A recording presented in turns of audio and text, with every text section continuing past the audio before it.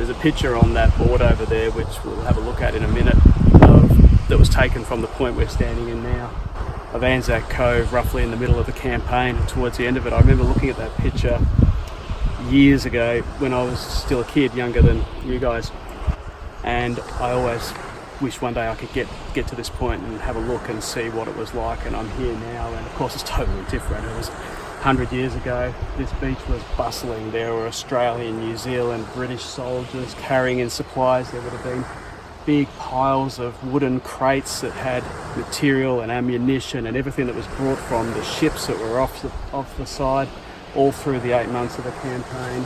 The generals who were in command of the Australian forces, they would have been set up here where all that shrubbery is coming down from the valley there. There were terraced dugouts and so on. Like, there would have been no shrubbery at all. It was a place, a bustling place, probably one of the busiest places in a military sense in the world at that time.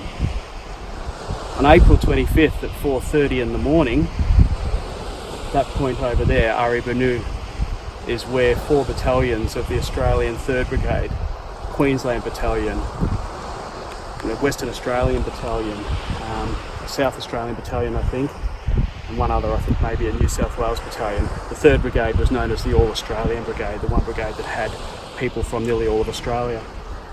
It landed on this side of the point and on the other side of the point. Those soldiers had landed roughly a few kilometres, a couple of k's north of where they were expecting to land on Brighton Beach, and they expected a fairly level, undulating sort of slight rise ahead of them. Instead they were met by not cliffs but very steep precipices coming down from where we are to where you can see over there.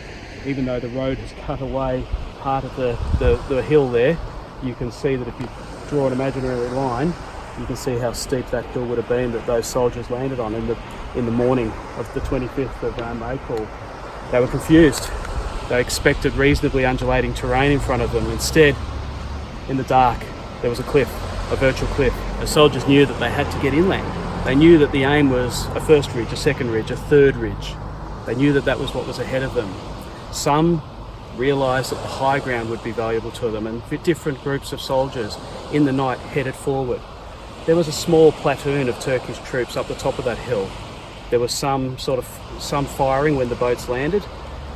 There were Turkish soldiers who fired a few shots. Unlike what most Australian soldiers sort of said after the war, that there was a massacre on the beach, mostly historians have debunked that theory now. We now know that there were a few casualties on the beach as Turkish troops fired down onto the beach in the dark, but it wasn't aimed or concentrated fire because of the the conditions.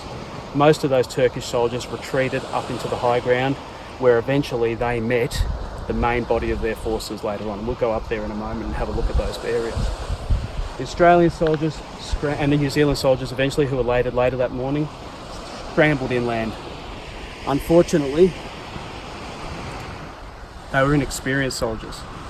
Australian soldiers had not developed the military reputation they have today. Most of those soldiers were poorly led for the most part.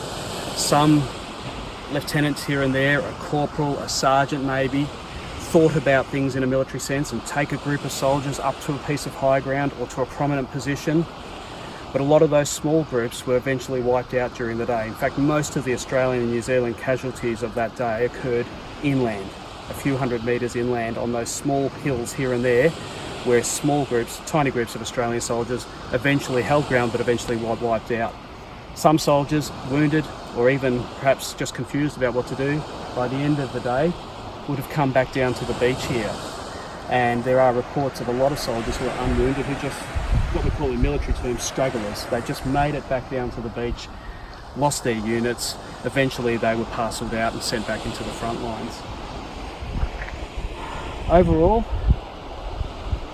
when you look at this place, when you stand here, when you realise how at Kaba Tepe down south, there's a perfect field of fire to this beach.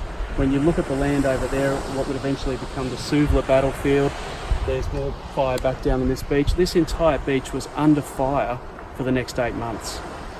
It was a precarious position for the entire campaign.